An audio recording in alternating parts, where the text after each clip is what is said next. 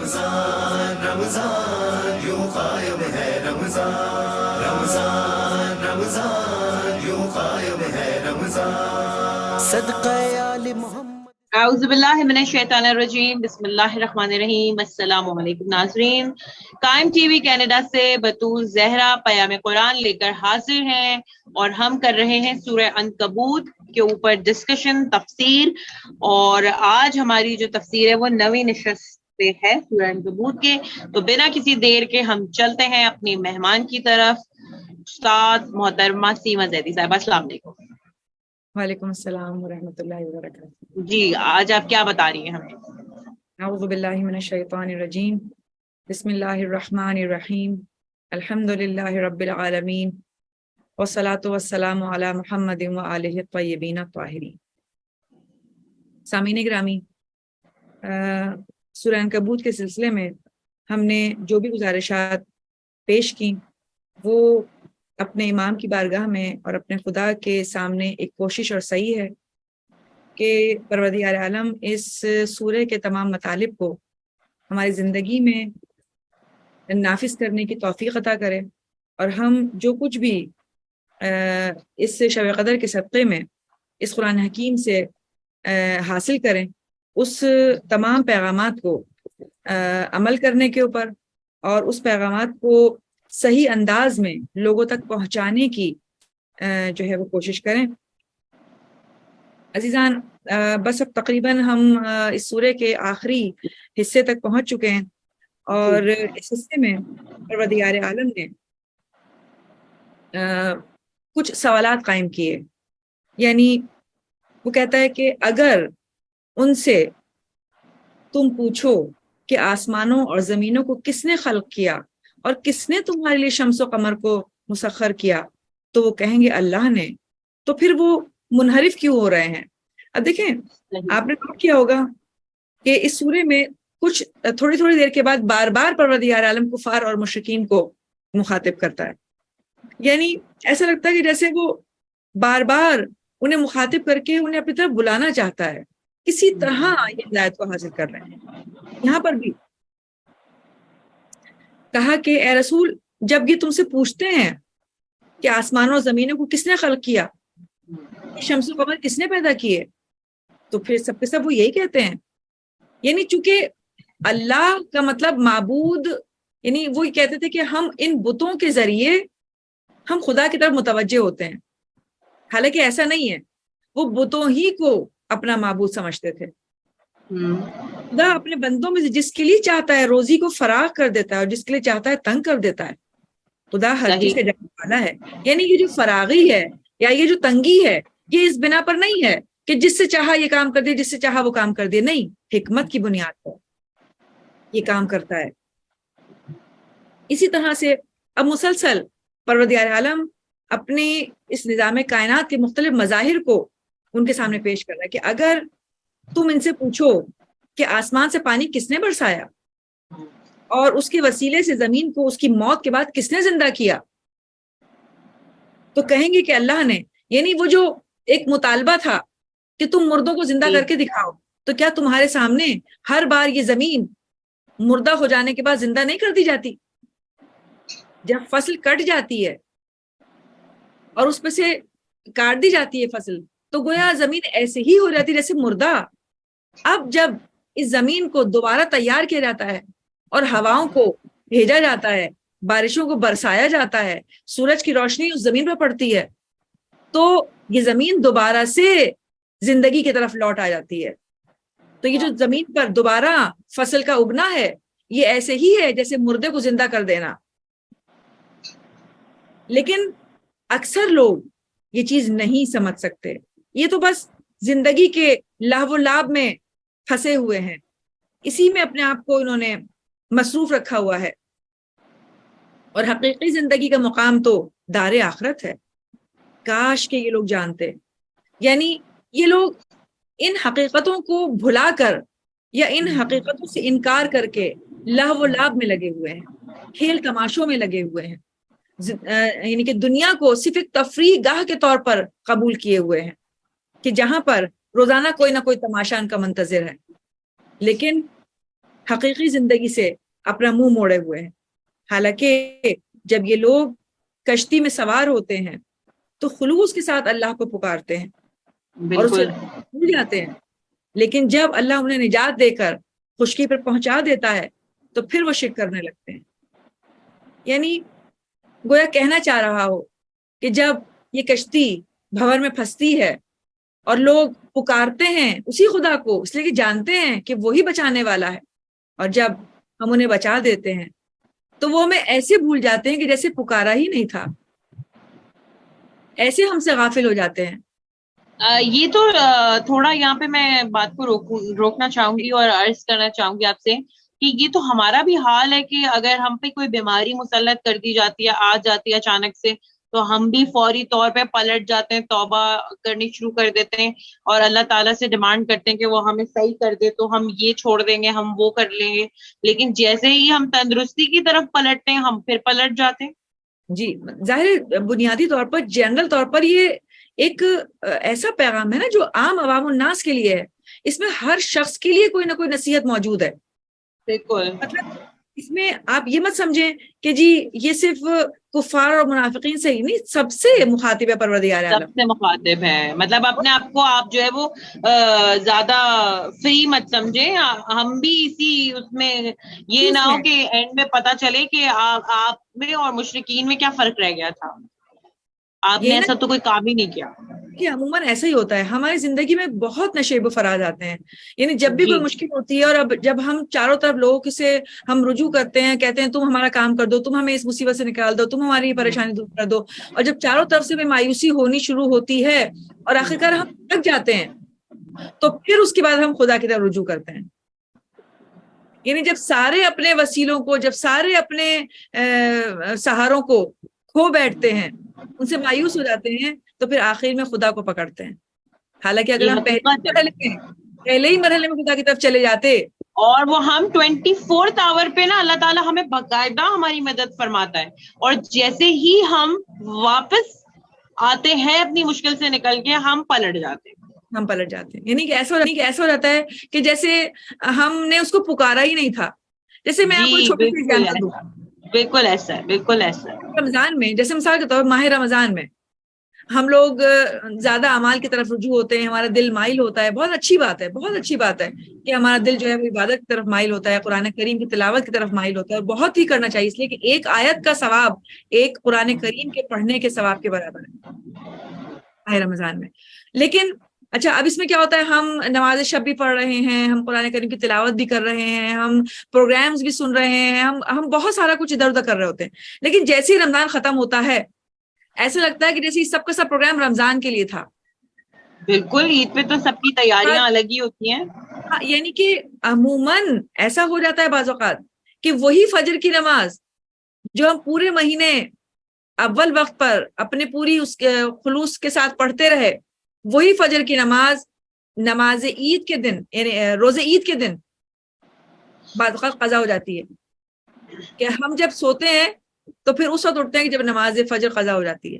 یعنی یہ ایک میں معمولی سی بات ایگزامپل دے رہی ہوں آپ کو کہ ہم فوراً ہی اس ایک مہینے کی اپنی کوشش کو، جد و جہد کو، اس کاوش کو ایسے بھول جاتے ہیں کہ جیسے ہم نے یہ کام کیا ہی نہیں تھا، جبکہ ہم نے اپنے جسم کو راضی کر لیا تھا، اپنی روح کو راضی کر لیا تھا، یہ تمام کام ہم کر رہے تھے. لیکن اسی چیز کو اب آگے زندگی میں نافذ کرنے کے وقت ہم دوبارہ اسی ڈگر پہ واپس آنا چاہتے ہیں. اسی طرح سے محرم کے ایام میں، محرم اور سفر کے ایام میں جب ہم اتنا ہمارا دل مائل ہوتا ہے، آپ یقین کریں کہ مجلسوں میں جو ہماری حالت ہوتی ہے، حسین کے ذکر میں اتنی بڑی طاقت ہے کہ اس جگہ بیٹھ کر ہم یقین کریں اپنی دنیا کو بھول جاتے ہیں. ہم یہ اپنے گھر حقیقت ہے، یہ اور اس حقیقت طرح ہے. منہمک ہو کر ہم اس ذکر کو، اس درس کو سن رہے ہوتے ہیں، اور پھر واقعی دل اتنا تیار ہوتا ہے کہ بس اب ہم گھر جائیں گے اور اب ہم اس کام کو شروع کر دیں گے. بالکل ایسا ہی ہے، ایسے بالکل ہی ایسا ہی. واپس پلٹتے ہیں، ایسے بھول جاتے ہیں اس چیز کو کہ جیسے سنا ہی نہیں تھا.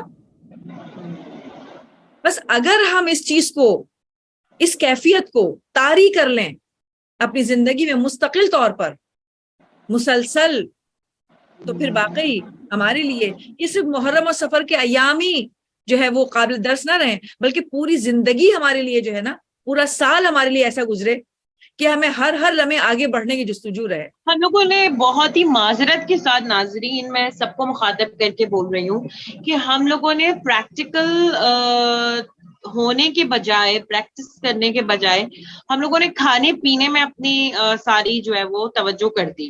مثال کے طور پہ کنڈے، شب برات کے کھانے، دسترخوان، آپ یہ سب کچھ کریں، لیکن ہم لوگ کھانے پینے میں الجھ گئے.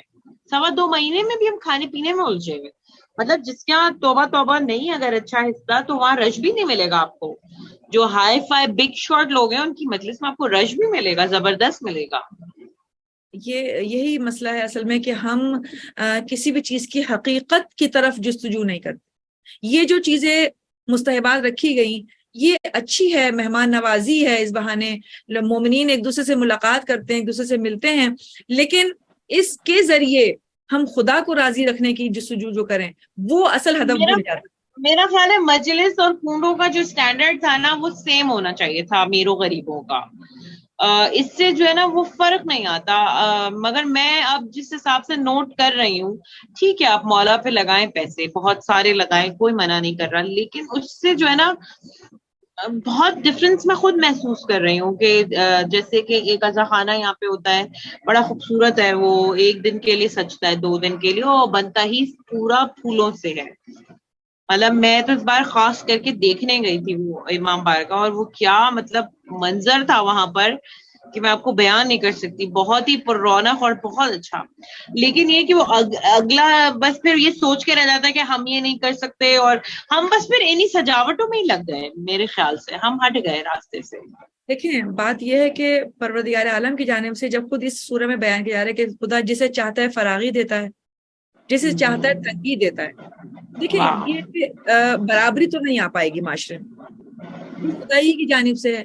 ہاں اس پر قانع ہونے کی ضرورت ہے، اس پر راضی ہونے کی ضرورت ہے. یعنی اگر کسی کے پاس زیادہ ہے تو وہ اس بات پہ غرور میں نہ آ جائے، اگر کسی کے پاس تنگی ہے، کمی ہے، تو اس بات میں وہ حسرت میں نہ آ جائے، اور ہر شخص اپنے اپنے میدان میں رہ کر کام کرے. تو میرے خیال سے نہ وہ امیر سے مروب ہوگا اور نہ امیر اس پر اپنی رعونت ظاہر کر سکے گا. اس لیے کہ جو نہیں تو آپ لوگ ذہنی مریض ہو گئے.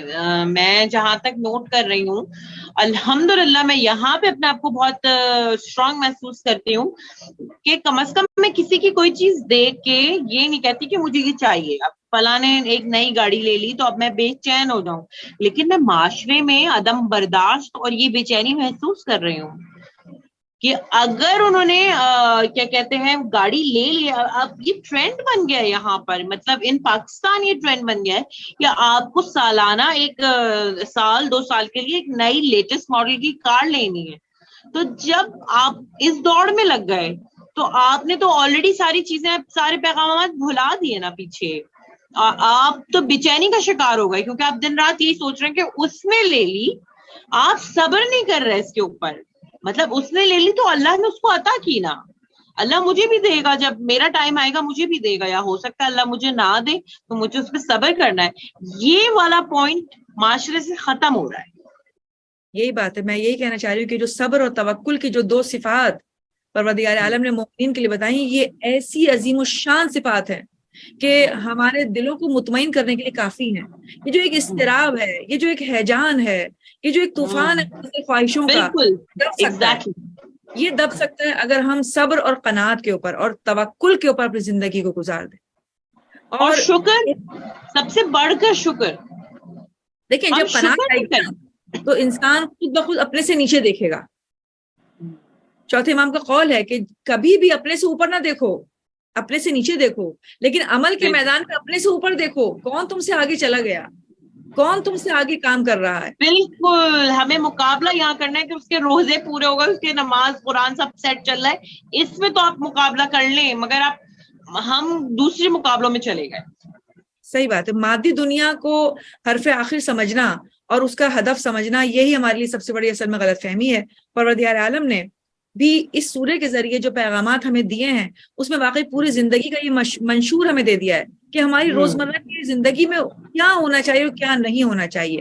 حتیٰ کہ یہ جو خوف ہے ہمارے دل میں کہ ہمارا رزق کم ہو جائے گا، ہم ایک جگہ سے دوسری جگہ چلے جائیں گے، لوگ ہمیں یعنی کہ ایذا پہنچائیں گے، لوگ ہمیں رہنے نہیں دیں گے، لوگ ہمارے لیے ہماری جگہ کو جو ہے خطرناک بنا دیں گے. اب آخر میں جو آخری جو بالکل آیات ہیں اس میں پروردگار عالم نے ایک اور نقطے کی طرف اشارہ کیا. وہ کہتا ہے کہ کیا انہوں نے نہیں دیکھا کہ ہم نے حرم کو مقام امن بنایا. یعنی حرم کیا مطلب خانہ کعبہ، وہ شہر مکہ، وہ خانہ کعبہ کے چاروں طرف کا علاقہ. در حالانکہ لوگ اس کے اطراف سے اچک لیے جاتے تھے. کیا یہ لوگ باطل پر ایمان لاتے ہیں اور خدا کی نعمت کا انکار کرتے ہیں؟ یعنی یہ اس وقت کی بات ہے کہ جب عرب کا جو معاشرہ کا جو جاہل اور فرسودہ روایات پر قائم تھا، یہ ایک دوسرے کو لوٹ لیا کرتے تھے، ایک دوسرے کو نقصان پہنچایا کرتے تھے. لیکن ہر زمانے میں اس کے باوجود خانہ کعبہ کے پاس کا علاقہ ہمیشہ جائے امن رہا. یعنی جو بھی کسی نے بھی خانہ کعبہ کے پاس جا کر پناہ لی، کوئی بھی شخص اس کا بال بیکا نہیں کر سکا. کسی بھی شخص کو پھر اس کے پیچھے لگنے کی ضرورت نہیں رہی. یعنی پروردگار عالم یہ کہہ رہا ہے کہ کیا ہم نے اس بات کے ہوتے ہوئے بھی اس بات پر تمہیں قادر نہیں بنایا کہ تم نے جب بھی خانہ کعبہ کے جوار میں پناہ لی، تمہیں پناہ ملی، تمہیں امن ملا.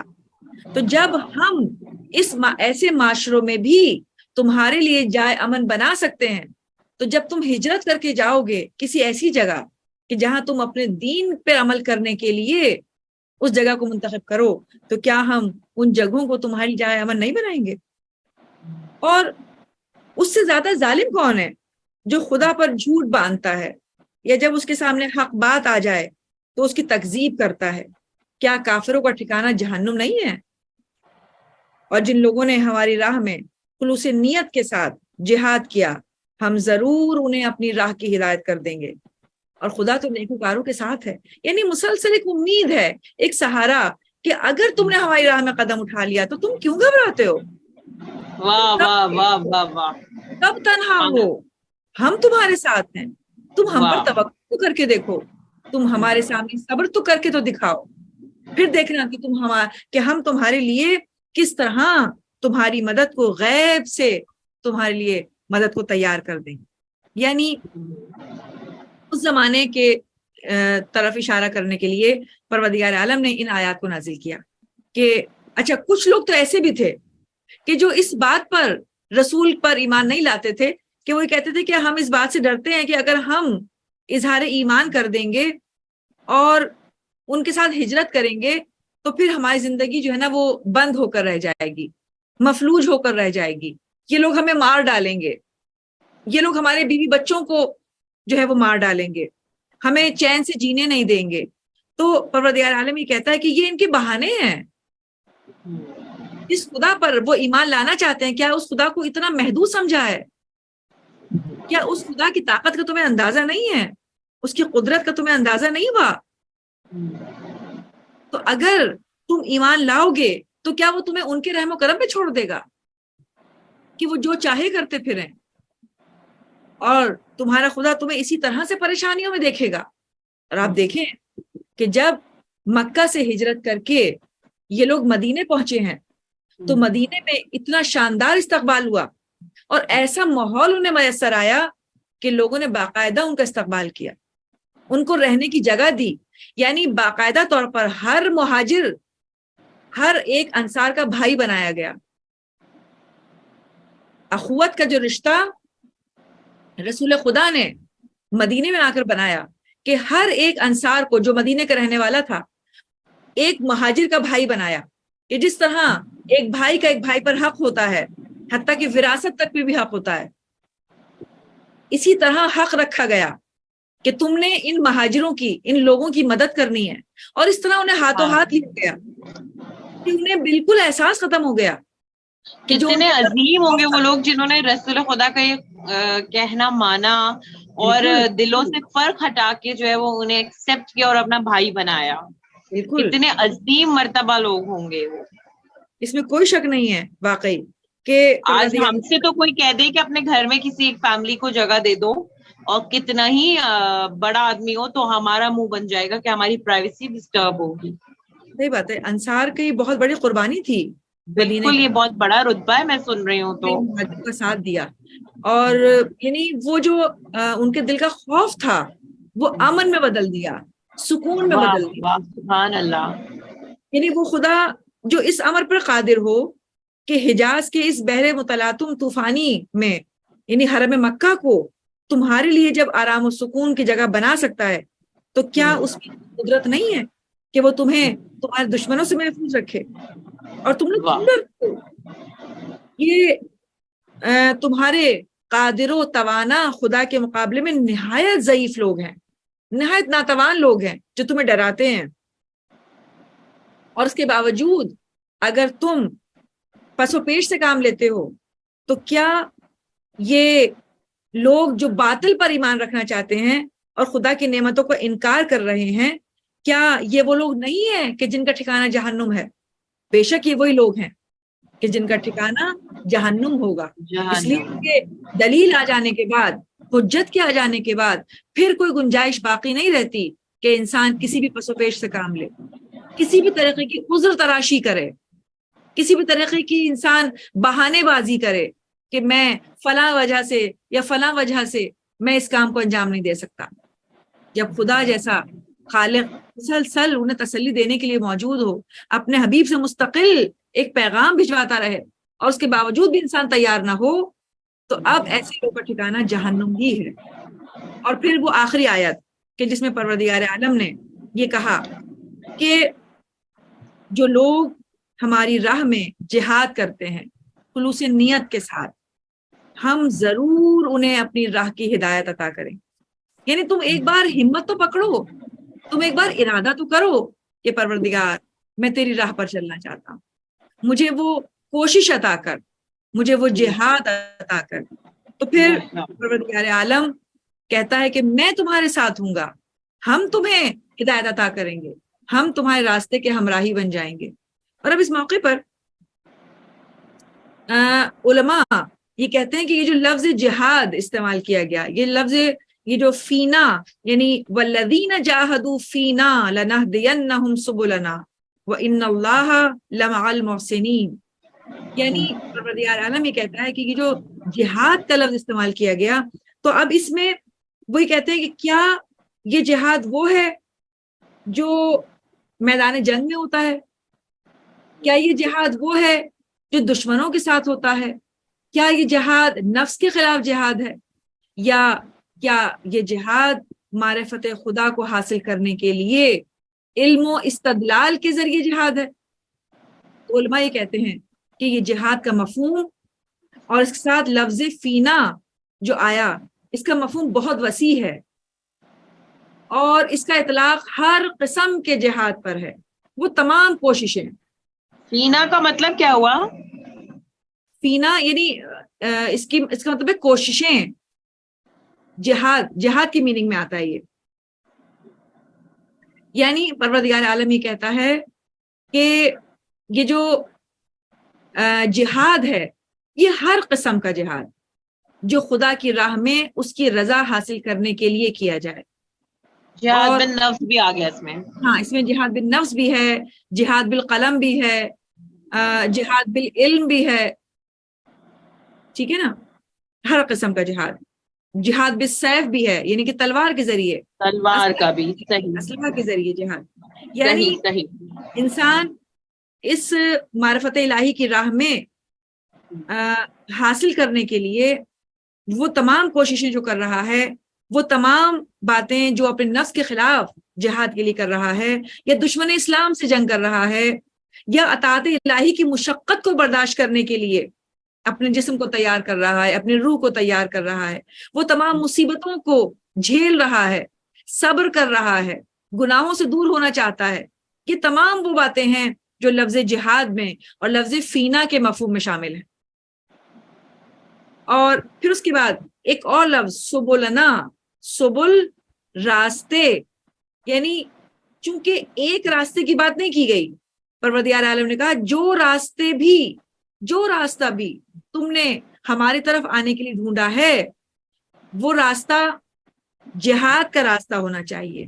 اگر تو اس کا مطلب یہ ہے کہ اس میں تمام قسم کے جہاد شامل ہو جائیں گے. سبلنا جمع کا صیغہ ہے، یعنی راہ جہاد بالنفس، راہ جہاد بدشمن اسلام، راہ تحصیل علم و دانش، یعنی ہر قسم کا جہاد کہ جو پروردگار عالم کی خوشنودی حاصل کرنے کے لیے انسان اس راہ میں گامزن ہونے کے لیے کرتا ہے، وہ تمام جہاد جو ہیں وہ اس میں شامل ہو جائیں گے. اور اس کے بعد صحیح. بات یہ ہے کہ جہاد اگر اخلاص کے بغیر ہوا، خلوص نیت کے بغیر ہوا، تو پھر اس کی کوئی حیثیت نہیں ہے، پھر اس کی کوئی قیمت نہیں ہے.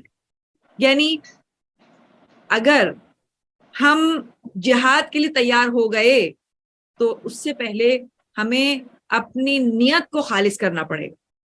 صحیح بات ہے.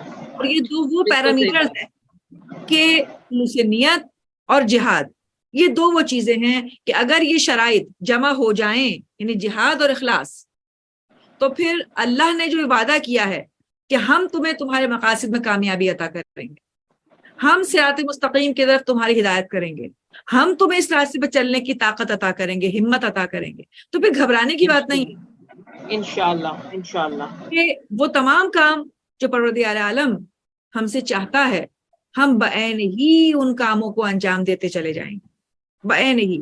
اور یہ جو جہاد کے راستے میں ہمارے قدم ہے، اس میں قطعاً بھی ہمارے اندر حب نفس نہیں آنی چاہیے، دنیا کی محبت نہیں آنی چاہیے، راحت طلبی نہیں آنی چاہیے، وہ تنگ خیالی یا وہ ہماری شخصی ضرورتیں، ہماری شخصی خواہشیں جو نہ بھی پوری ہوں تو ہماری زندگی بہت سکون سے گزر سکتی ہے. اگر یہ تمام چیزیں شامل ہو گئیں تو پھر یقین جانیں ہم وہ جہاد کر نہیں پائیں گے، ہمیں قربانی دینی پڑے گی. وہی دنیا آپ نے جو شروع میں بولا تھا کہ تمہارا امتحان ہوگا، جی یہ اینڈنگ وہیں پہ اینڈنگ نوٹ آ گئی کہ امتحان یہ ہے کہ تم جہاد کرو، اور جہاد نیک نیتی کے ساتھ کرو. اور جہاد میں ہر طرح کا جہاد آ گیا، جہاد بالنفس آ گیا، جہاد بالسیف، جہاد بالقلم. جی بالکل بالکل. اور یعنی کہ جب ہمیں اس پروردگار عالم یہ اطمینان دے رہا ہے کہ جو لوگ راہ خدا میں جہاد کرتے ہیں، ہدایت، اللہ کی ہدایت ان کے شامل حال رہتی ہے. یعنی ایسا نہیں ہو سکتا کہ پروردگار انہیں اکیلا چھوڑ دے، انہیں تنہا چھوڑ دے. صحیح صحیح. اور اسی طرح اگر ہم اس چیز کو دیکھیں تو خود ہم جن کے پیروکار ہیں، اہل بیت یعنی محمد و آل محمد جن کے ہم پیروکار ہیں، یعنی وہ اس بات کے مصداق کامل ہیں کہ ان کی پوری زندگی جہاد میں گزری ہے. بے مطلب شک پوری بے زندگی شک. میں اخلاص کے ساتھ ہر قدم اٹھایا، ہر قدم اخلاص کے ساتھ اٹھایا. یعنی آپ دیکھیں نا، یہ اخلاص ہی تو تھا کہ میرے مولا کو ایک بار جنگ میں کل ایمان کا خطاب ملا، ایک بار مولا کی ایک ضربت نے کائنات کی ساری عبادتوں کو خرید لیا.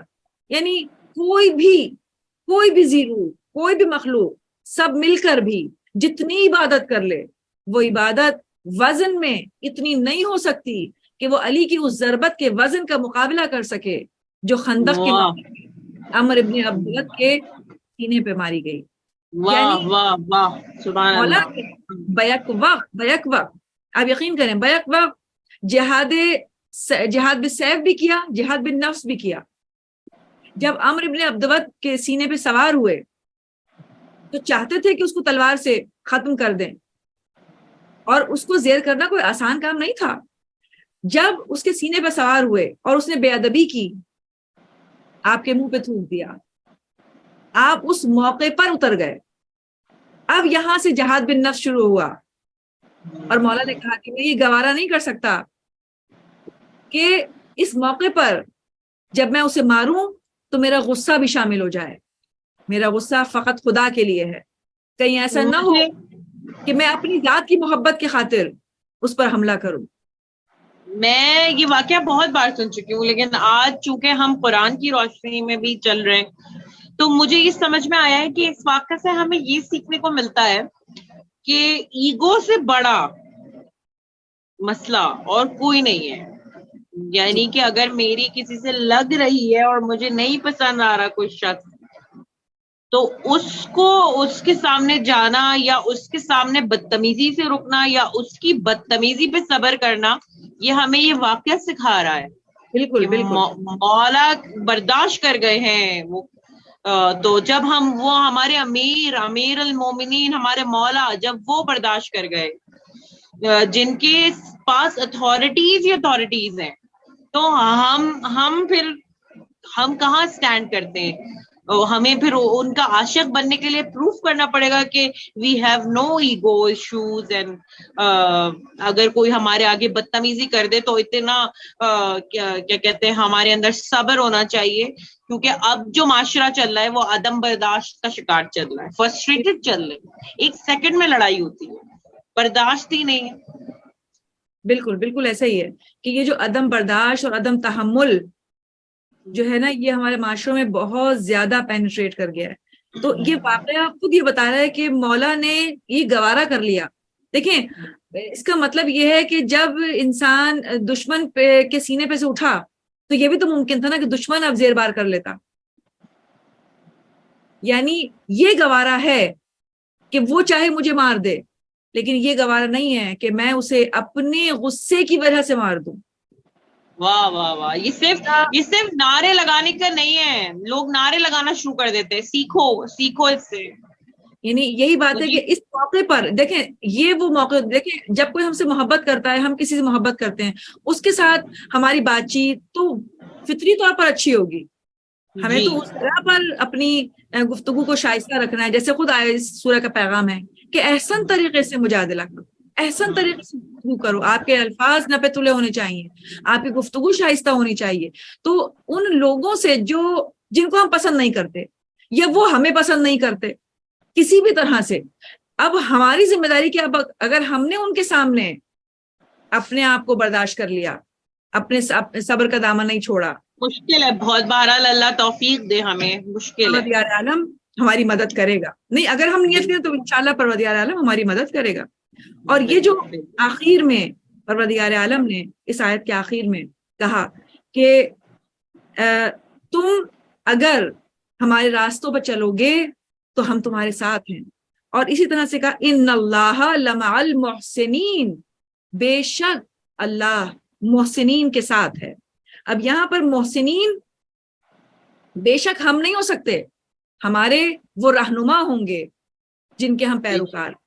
اور اس آیت کی ذیل میں علماء یہ کہتے ہیں کہ یہ آیت کا یہ ٹکڑا محمد اور آل محمد کی شان میں نازل ہوا، کہ جنہوں نے ہر لمحہ لوگوں پر احسان کیا اور مسلسل ایک احسان کے ساتھ، ایک جود و کرم کے ساتھ، ایک جود و سخا کے ساتھ اپنے ماننے والوں کو یا اپنے دشمنوں کو بھی ایسا پیغام دیا کہ دشمن ہو یا اپنا ہو، بلا تفریق احسان کیا، بلا تفریق جو ہے لوگوں کے ساتھ اچھا سلوک کیا. تو اس سورے میں جو بھی پیغامات ہمیں ملے یا ہم نے جانے، پروردگار عالم ان تمام پیغامات پر عمل کرنے کی توفیق عطا کرے. اور اگر ہم نے آج یہ نیت کر لی کہ پروردگار، ہم نے اسی نیت سے اس قرآن کریم کو کھولا، اس پیغام کو سمجھنے کی جستجو کی کہ ہم یہ چاہتے ہیں کہ ہم ان کاموں کو انجام دیں جن کاموں کو تو پسند کرتا ہے، ہم ان کاموں کو انجام نہ دیں جن کاموں کو تو ناپسند کرتا ہے. اور اگر ہم نے یہ نیت کر لی تو پھر پروردگار عالم یقیناً ہمارے ساتھ ہے، اور ہمیں اس راہ میں تنہائی کی ضرورت نہیں ہوگی، ہم تنہا نہیں ہوں گے، ہم خدا کی ہمراہی میں، محمد آل محمد کی ہمراہی میں آگے سے آگے چلیں گے، اور انشاءاللہ ہمارا انجام بخیر ہوگا. تو اب جو ہے وہ پروگرام کو یہاں پہ اختتام کرتے ہیں. میں بہت شکر گزار ہوں محترمہ استاد میری سیما زیدی صاحبہ، اور کہ انہوں نے اتنا بہترین وقت نکالا اور بہت ہی بہترین انداز میں انہوں نے ساری تفسیر کی، اور انشاءاللہ اس کو کنٹینیو رکھیں گے آگے. پھر انشاءاللہ آپ لوگوں سے ملاقات ہوگی پیام قرآن میں قائم ٹی وی کینیڈا کے توسط سے. ہم سب کو اجازت دیجیے، اپنا خیال رکھیے گا. اللہ حافظ. رمضان یوں قائم ہے رمضان رمضان رمضان یوں قائم ہے رمضان صدقہ آل محمد سے باقی ہے اس کی شان رمضان رمضان یوں قائم ہے رمضان رمضان رمضان یوں قائم ہے رمضان اس کے توسل سے ہر گھر میں خوب سمایا ہے سحری ہو یا افطاری میں دسترخوان سجا ہے ہوتی ہے رونق گھر میں جب آتے ہیں مہمان رمضان رمضان یوں قائم ہے رمضان